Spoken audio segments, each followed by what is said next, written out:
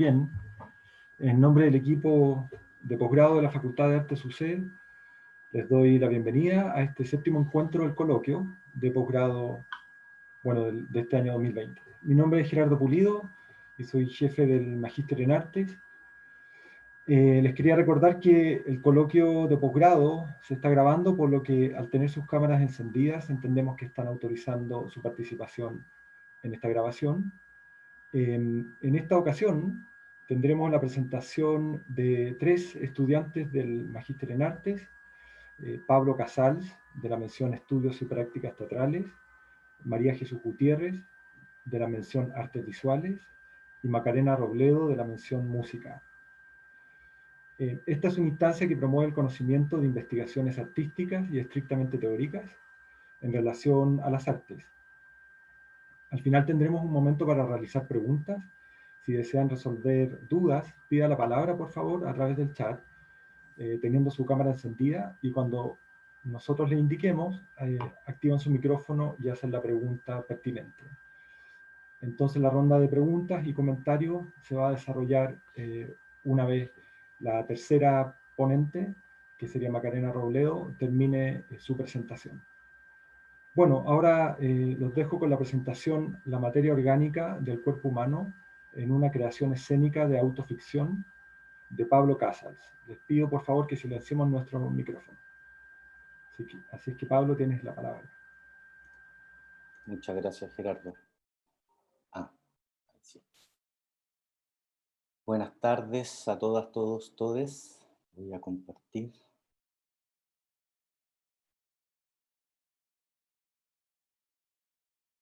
¿Se ve pantalla completa ahí? Sí. Ya. Un segundo.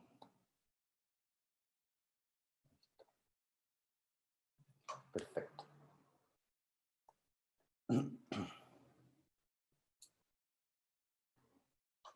En esta presentación, llamada provisoriamente La materia orgánica del cuerpo humano, en una creación escénica de autoficción, daré cuenta del estado de mi investigación vía creación. Es importante destacar esto último, ya que mi trabajo se suscribe en lo que Josep Feral define bajo la práctica como investigación. Este proyecto tiene por objeto la elaboración de un ejercicio escénico de autoficción, utilizando la materia orgánica del cuerpo humano, particularmente pelos y uñas. Este trabajo se llevará a cabo en mi lugar de residencia, cosa que detallaré más adelante. A continuación, pueden ver las etapas de mi investigación. En virtud del tiempo, hay láminas que solo mostraré, pero no leeré, sin embargo, servirán como complemento a la narración. Mi interés en la materia orgánica surge a partir de un hecho autobiográfico, la muerte de mi madre. La noche que murió, yo tenía 19 años y recuerdo estar sentado frente a ella mientras yacía muerta en la cama. En un impulso me acerqué y le corté un trozo de pelo. El año pasado, para un ejercicio que realicé en uno de los cursos de este programa, trabajé con los archivos y objetos familiares entre los que se encontraba ese trozo de cabello. Después de muchos años, lo manipulé en un contexto creativo. Este hecho se transformó en lo que Barthes denomina el punctum en una fotografía. Ese detalle azaroso que me punza, que me lastima, que su sola presencia cambia mi lectura del observado. Ese trozo de cabello rescatado del cuerpo muerto de mi madre generó preguntas en relación a sus huellas, que después de 20 años se empezaban a desdibujar. Sin embargo, surgió otra interrogante. ¿Cuál es la dimensión del pelo en tanto archivo? ¿Qué diferenciaba ese trozo de pelo a, por ejemplo, los otros objetos de mi madre? ¿Es la materia orgánica, al ser constitutiva del propio cuerpo humano, un tipo de archivo diferente a esos objetos? El pelo posee ciertas características que sirven para mi investigación. Crece constantemente, se desecha, está vinculado con prácticas esotéricas y se conserva intacto después de la muerte. De alguna extraña manera, sentía que ese trozo de cabello de mi madre tenía la virtud de erigirse como un elemento vivo. Eso me condujo a pensar en mi historia junto a ella, pero también en mi historia sin ella, lo que me llevó a tomar la decisión de encauzar la investigación hacia una creación escénica autobiográfica. Desde lo autobiográfico me encontré con la autoficción, ambos conceptos propios de la literatura. Este neologismo, autoficción, fue acuñado por el escritor francés Serge Dubrovsky en 1977 a partir de su libro Fils. Sin embargo, la definición de la escritora francesa Marie Darrousek me dio luces sobre la diferencia fundamental entre autobiografía y autoficción. La autora nos dice: la autoficción aceptará voluntariamente la imposible reducción de la autobiografía al enunciado de realidad, al enunciado biográfico, científico, histórico, clínico, en suma, objetivo. Esta expansión del autobiográfico me pareció interesante, ya que una de las cosas que descubrí era que quería abordar el proyecto distanciándome del yo, porque tal como señala el artista francés Christian Boltanski, el arte es más interesante cuando no es directamente autobiográfico. Puedes tomarte como un ejemplo genérico, pero tu propia historia no es comunicable. Solo es interesante si se vuelve colectiva. A partir de esto, me pregunté de qué forma era posible que la materia orgánica se constituyera como una conexión entre lo autobiográfico y lo colectivo. ¿Era la autoficción el puente para eso? ¿Cómo se podía elaborar una creación escénica de autoficción para generar esas posibles conexiones entre materia orgánica y autobiografía? Dichas preguntas me llevaron a examinar lo que la teórica mexicana Iliana Diegues llama la comunitas de dolor. Esta, señala la autora, tiene por finalidad hacer del dolor individual una experiencia colectiva. Si el sufrimiento, de modo general, nos induce al aislamiento, ¿cómo trascender ese estado para intentar conformar, aunque sea efímeramente, un cuerpo en el que mi dolor pueda comunicarse con el dolor de otro? Diegues contextualiza la articulación de estas comunitas desde acontecimientos sociales traumáticos, vinculados a la violencia y la muerte, en donde una parte de la población, de alguna u otra forma, se ha visto involucrada, como es el caso de las dictaduras latinoamericanas. Para esta investigación me interesa tomar el concepto, pero indagar en aquellas historias de muertes individuales, quizás no violentas, que, como dice Saramago, citado por el filósofo chileno Sergio Rojas, esa muerte de la gente vulgar, esa que nadie se acuerda, nadie se interesa verdaderamente por ella, nadie se preocupa de saber lo que hace, ni lo que piensa, ni lo que siente. Todas y todos tenemos a nuestros muertos vulgares, e incluso nosotros mismos posiblemente seremos parte de esa desatención. Sin embargo, también cargamos, como dice Rojas, con aquellas huellas de la ausencia. ¿Qué sitio habita la ausencia en nuestras vidas? ¿Cómo, a través de huellas orgánicas, se le da un lugar a la ausencia, como también señala Rojas, entre los sobrevivientes? Me interesa descubrir esos territorios y de qué forma se pueden elaborar huellas de ausencia en una creación escénica a partir de la autobiografía, la materia orgánica y la autoficción. Me di cuenta que necesitaba más materia orgánica para ampliar las posibilidades de experimentación escénica, por lo que decidí sumar las uñas a la investigación, ya que éstas tenían particularidades similares al pelo. La selección de ambas dio paso a la siguiente etapa, la recolección. Empecé por acumular mis uñas y pelo. Paralelamente decidí registrar a través de videos y fotografías cada vez que me cortaba el pelo y las uñas. Junto a eso, también inicié la recolección de uñas y pelos de amigos, amigas, familiares y algunas y algunos conocidos, manteniendo el cuerpo biográfico de la investigación. Fue aquí cuando apareció otro elemento vinculado a la autobiografía, mi propia casa. Mi madre, en vida, estuvo un sinnúmero de veces en este lugar, ya que pertenece a una de sus mejores amigas. Esto me llevó a pensar sobre el espacio íntimo como uno de los soportes de la creación. Producto de la pandemia y la imposibilidad de realizar práctica presencial, desplacé el trabajo a mi hogar y decidí habilitar una de las piezas de mi departamento en lo que he definido provisoriamente como un nanomuseo. Un espacio donde se exponen los diversos archivos de mi madre y se exhibe la materia orgánica que he ido recopilando. En este lugar se realizará también el ejercicio escénico. Otra de las motivaciones para realizar este nanomuseo se vincula con dos de mis principales referentes artísticos para este proceso, el historiador del arte y teórico alemán Avi Warburg y el ya mencionado Christian Boltanski. Warburg se transformó en referente cuando conocí su Atlas Mnemosyne. En los Atlas, Warburg construye una cartografía visual sobre diversos temas. Me interesa aquí radica en los vestigios que dejan los objetos y archivos y cómo estos tensionan la memoria. A su vez, mi acercamiento a Boltanski se configura a partir de sus trabajos instalativos, especialmente en aquellos que utiliza como estrategia la acumulación. A su vez, los temas que explora, muerte, ausencia, presente, memoria, huellas, autoficción y espectralidad, se emparentan directamente con mi investigación. Ambos se ubican en las artes visuales, por lo que ahí aparece una nueva pregunta. ¿Cómo desplazar el trabajo instalativo hacia una creación escénica? Fue aquí que me encontré con el trabajo del dramaturgo y director franco-uruguayo Sergio Blanco, quien fusiona la autoficción con el teatro. Para Blanco, la autoficción es un primer acercamiento, contiene 3 aspectos fundamentales, entre lo que destaco el pacto de mentira. Aquel que señala como un pacto entre autor y espectador, en donde éste observa el lado oscuro de la autobiografía. Blanco lleva a escena textos de autoficción, pero no participa como actor. Esa distancia que toma de su propia creación me parece atingente en este proceso debido al rol de investigador-creador que me ocupa. En virtud de lo anterior, he ido elaborando un texto de autoficción. Ahí, en las palabras, he ido buscando una posible conexión que permite indagar en los sitios que habita la ausencia en los sobrevivientes. Para poder explorar escénicamente con el texto y utilizando la estrategia de Blanco, convoqué a una actriz y manteniendo el corpus autobiográfico de la investigación, dicha actriz es amiga mía desde los 15 años. Ahora vamos a ver un pequeño extracto de una de las escenas. Lamentablemente, producto del Zoom y todo eso, no se escucha tan bien por lo que me dijeron, así que van a ser un par de segundos, simplemente.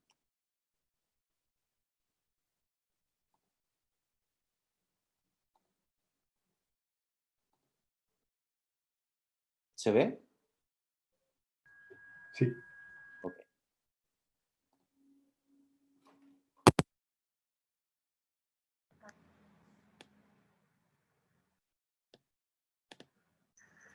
Mi nombre es Montserrat Esteves. Tengo 77 años, soy actriz. Mi nombre es María Lila, la muerta, la madre de Pablo. ¿O no? Hoy la traigo, que no es mía, y sí. Cada muerta es fractal de todos. Cada muerto es un espejismo que queda, aunque hay muertos que es mejor olvidar.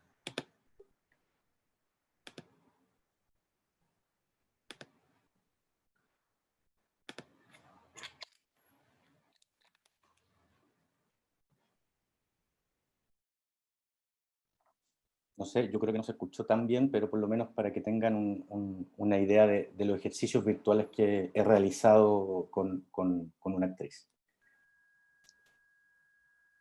Por último, este registro se suma a otros 26 videos y más de 40 fotografías del proceso.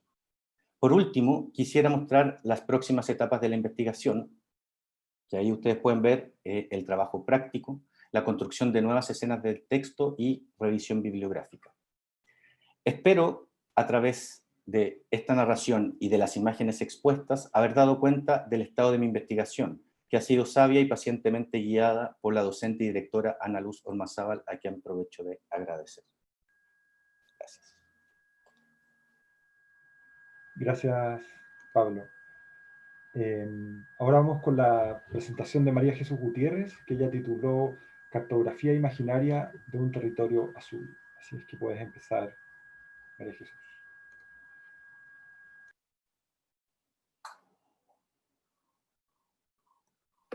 Ahí sí.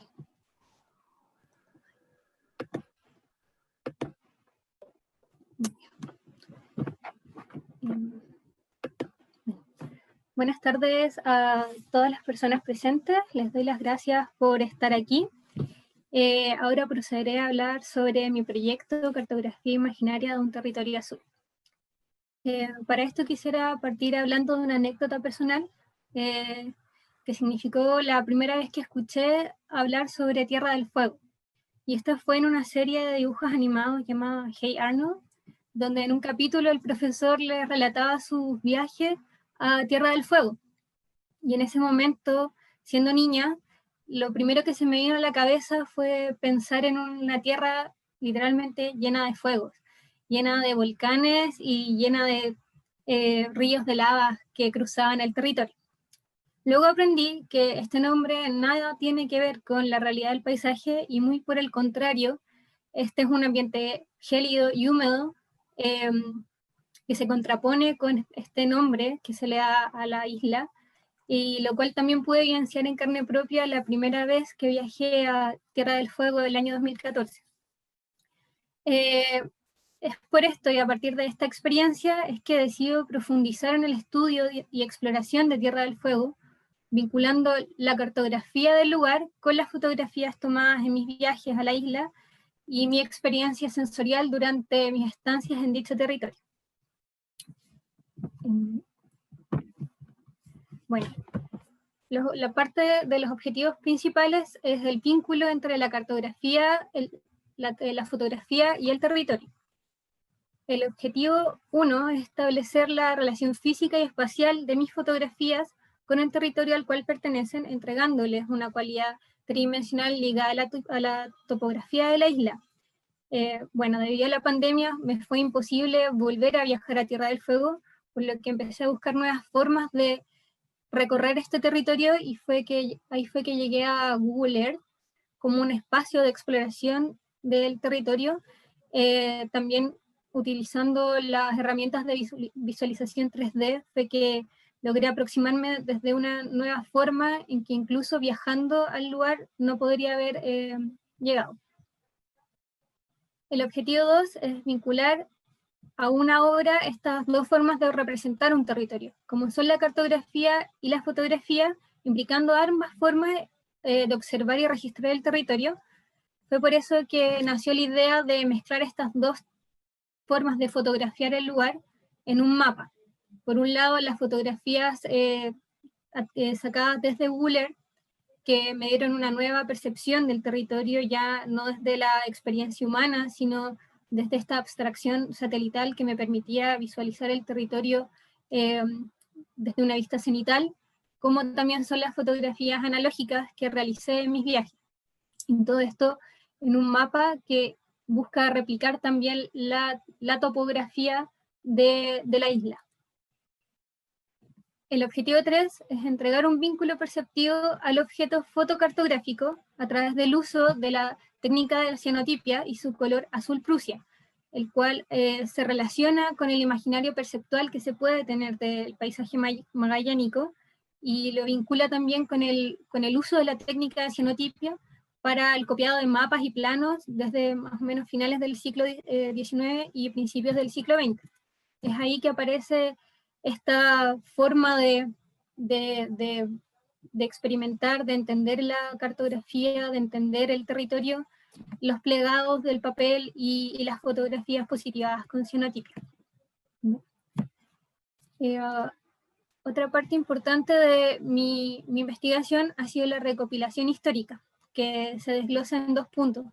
Uno, la revisión del desarrollo cartográfico en la Patagonia y Tierra del Fuego, y el segundo es el uso del color azul en Latinoamérica.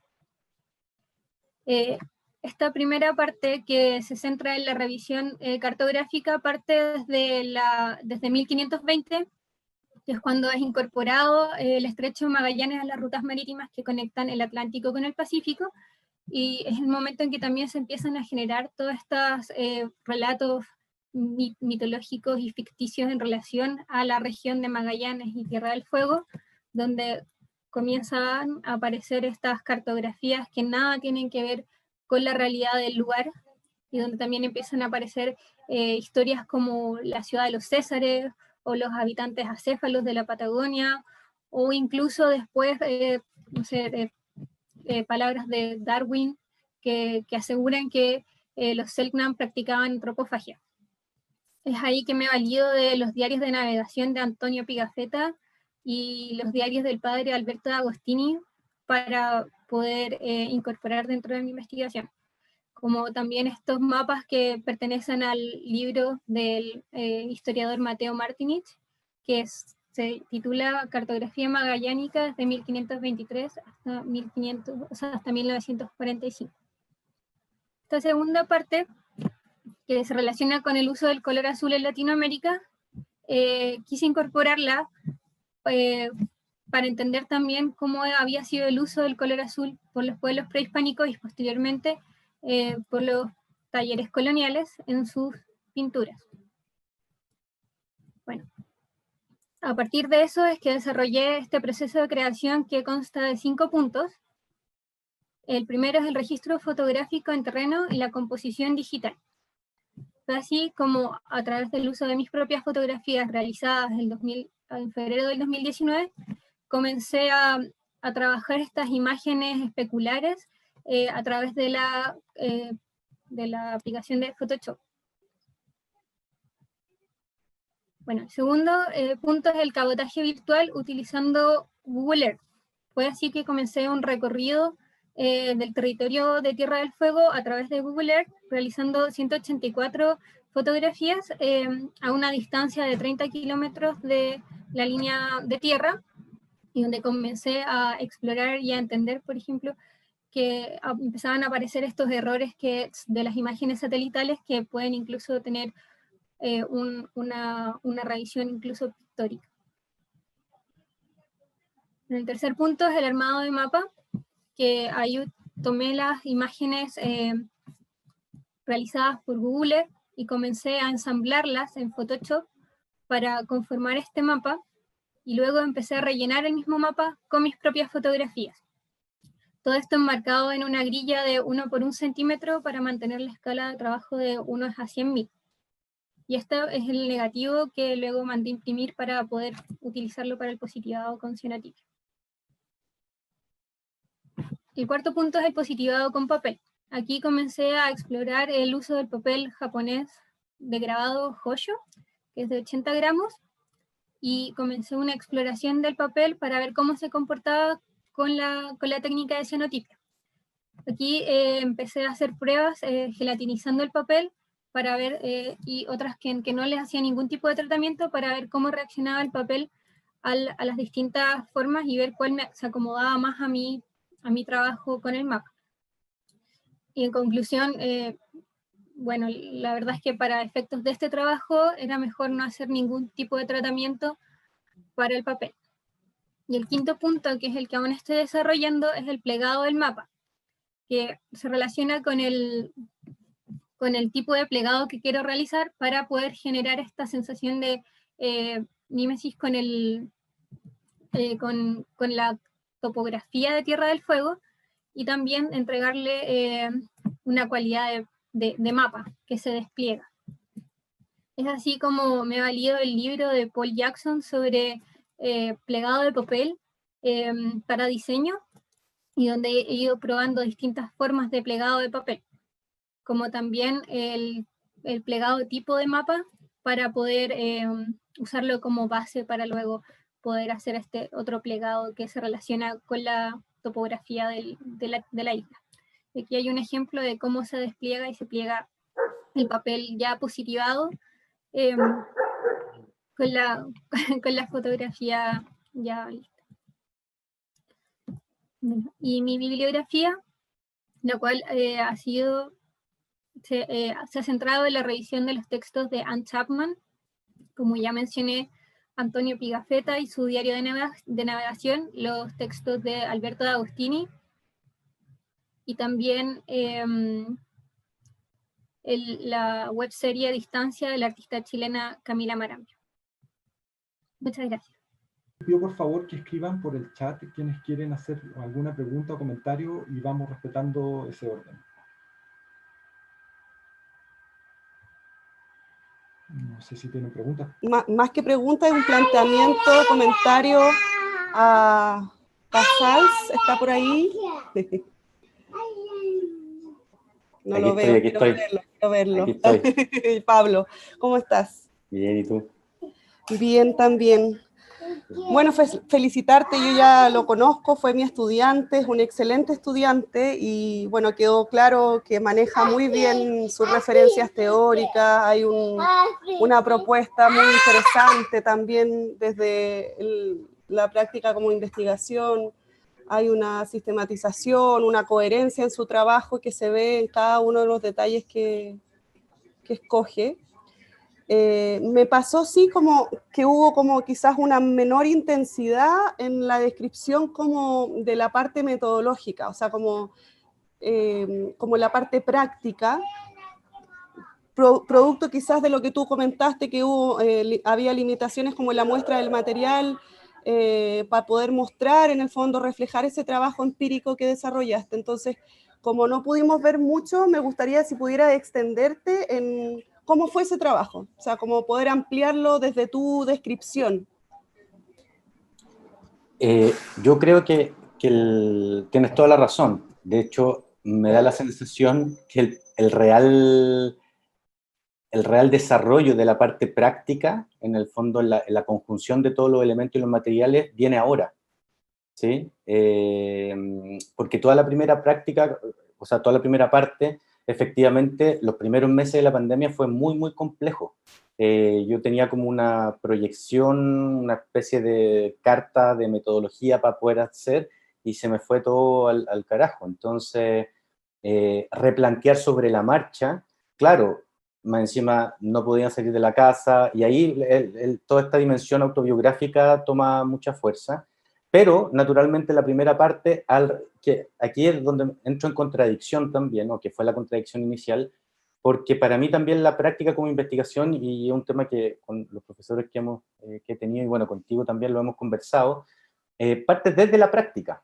Y mi lugar de práctica tiene que ver con lo teatral, con la teatralidad, desde ahí. ¿Para dónde? Pero aquí, en esto, y que también es un ejercicio que en la memoria naturalmente se va a extender, parte desde lo instalativo, desde las artes visuales, si se quiere, con mucho respeto para los artistas visuales, un acercamiento muy humilde a ese lugar. Entonces, ha sido, sobre todo la primera parte, ha sido consulta y estudio bibliográfico, y trabajo instalativo. Y la práctica escénica, si se quiere, ha sido naturalmente mucho menor, solo a través de virtualidad, con muchas dificultades también, desde las cosas técnicas como micrófonos, las posiciones de cámara, o sea, varias cosas. Y supongo, o sea, no supongo, ahora debería meterme lleno a lo que es ya la práctica escénica, donde de alguna manera quiero que todas los materiales, los elementos empiecen a configurarse. Bien, ¿y qué has pensado como, porque bueno, sabemos todos que esto va a continuar de alguna manera en cierta poca o mínima presencialidad, entonces, ¿qué cosas has pensado como para poder abordar esa problemática?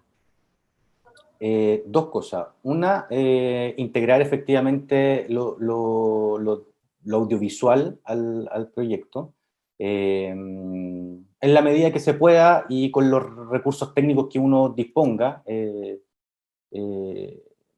También hay un planteamiento mío que tiene que ver con no solo con este proyecto, sino con todos los que estoy desarrollando paralelamente, que tiene que ver también con una ética de austeridad que le llamo yo. Por el contexto, en fin, me parece que cómo darle una revisión a tus propios proyectos. Y paralelamente con presencialidad, con dos actrices que deberían trabajar conmigo algunos días en la semana aquí en este nanomuseo provisoriamente llamado, ¿no? Bien, muchas gracias, Pablo. Gracias a ti. Gracias. Manuela pide la palabra. Hola. Hola a todos Hola, y a hola. todas. Muchas gracias por las presentaciones. Estaban muy buenas todas.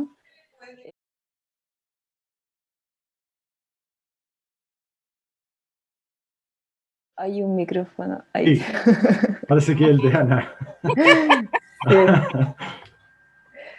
Ana. Ya, ahí Eso, hola María Jesús. Mi pregunta era respecto de cuando miraba en el fondo el progreso de tu trabajo y cuando iba cambiando de lo analógico, como le llamas tú, a la imagen digital. Había un trabajo en el trabajo analógico como de edición, ¿no es cierto? Que era como esta idea de reflejar la imagen y trabajar con ella con el concepto del reflejo. Quería saber, en el fondo, cuál era la intención detrás de, si es que hay una intención detrás de ese ejercicio visual sobre las fotos originales que tú, o el registro original que tú tienes de la Tierra del Fuego. Sí, hola Manuela, gracias por tu pregunta. Bueno, eso fue un ejercicio que hice el año pasado. Y en verdad empezó desde la idea de trastocar la la imagen para que ya no fuese solo una mímesis con el territorio, sino empezar a jugar con la fotografía, sacándola ya como este elemento que representa realmente lo que está fotografiado, para poder adquirir una nueva dimensión, como que ya no solamente representa ese territorio, sino que también representa mi propia experiencia y empieza a adquirir también distintos lenguajes o distintas como formas, pero que desde un inicio se relacionan con la imagen original. No sé si con eso respondo a tu pregunta. Sí, sí, pero es que esto es precisamente interesante. Bueno, todavía el trabajo obviamente no está finalizado, pero también cómo esto lo logras de alguna forma insertar dentro de este nuevo escenario, que es el tema de la foto digital. Entonces, es interesante, finalmente, bueno, vamos a tener que ver la obra para ver cómo se resuelve ese diálogo, ¿cachai? De esa experimentación previa que parecía responder a una necesidad específica, y ver finalmente cómo se adecúa a este mapa, ¿cachai? Mapa, puzzle, híbrido, ¿cachai? Entonces no sabía si es que el concepto del reflejo tenía que ver, no sé, con la fotografía, el tema de la luz reflejada, que es lo que captura la cámara, o en el fondo con algo que te habla más de la dualidad, o de lo fractal, de lo infinito. Entonces esa era como mi duda cuando veía estas imágenes. Sí, o sea, eso fue un ejercicio previo a este proyecto, pero que luego quise tomar porque representaban, como te dije antes, mi propia experiencia fotográfica en el territorio de Tierra del Fuego, y al armar el mapa en Photoshop quedó un espacio en blanco que no alcanzaba a rellenarse con las fotografías de Google Earth. Y ahí hice el ensamble con mis propias fotografías, que al final viene a representar como rellenar con mi propia experiencia, al igual como lo hacían en las cartografías que rellenaban con sus propias ideas y los mapas. Súper, gracias. Gracias. Aquí tengo a José Manuel Izquierdo, que tiene una pregunta. Hola, ¿sí? ¿Se escucha? Sí, se escucha. Okay. Voy a salir totalmente de mi área de confort y voy a hacer una pregunta a María Jesús, porque en un minuto mencionaste que me gusta mucho cuando está yendo tu trabajo, por cierto, paréntesis. Preguntaste el tema, o mencionaste el tema de que igual querías vincularte de alguna manera con el uso del azul en el mundo precolombino.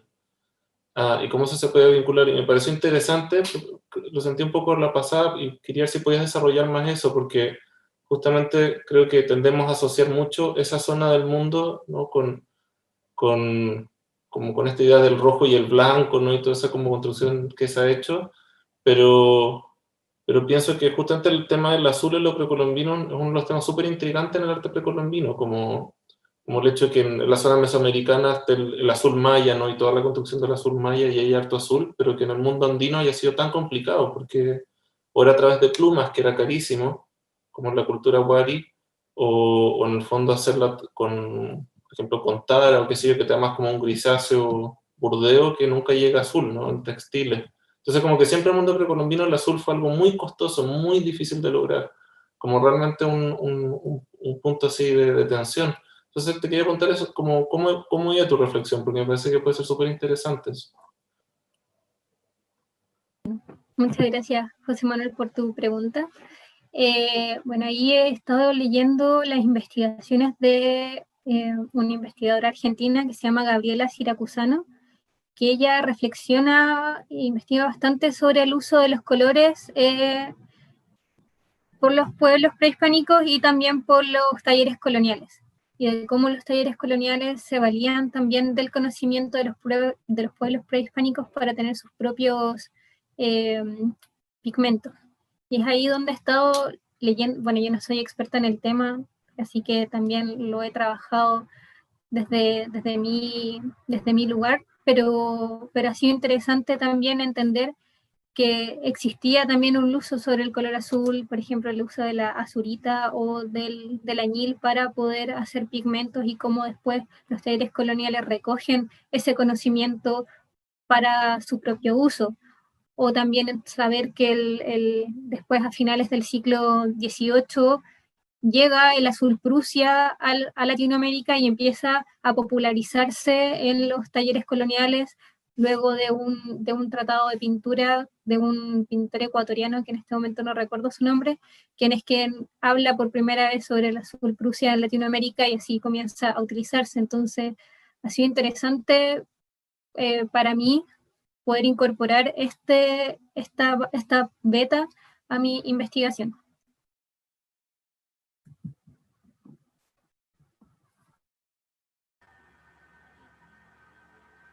Gracias. ¿Querías hacer otro comentario, pregunta, José Manuel? No, gracias, Félix. Bueno, al parecer no estoy viendo más personas que quieran tomar la palabra. Si es así, damos por concluido este encuentro. Les doy las gracias en nombre del equipo de posgrado, particularmente a quienes presentaron hoy día sus investigaciones y sus trabajos. También aprovecho de agradecer a los y las tutores que están detrás de las contribuciones de hoy, que han hecho a su vez, valga la redundancia, una contribución en estas presentaciones. Los quiero dejar invitados para la próxima sesión del coloquio de posgrado, que será el día 6 de noviembre, también a las 3 de la tarde, y ya difundiremos, digamos, las coordenadas para juntarnos ese día. Eso, nuevamente gracias, espero que les vaya muy bien, que tengan una buena tarde.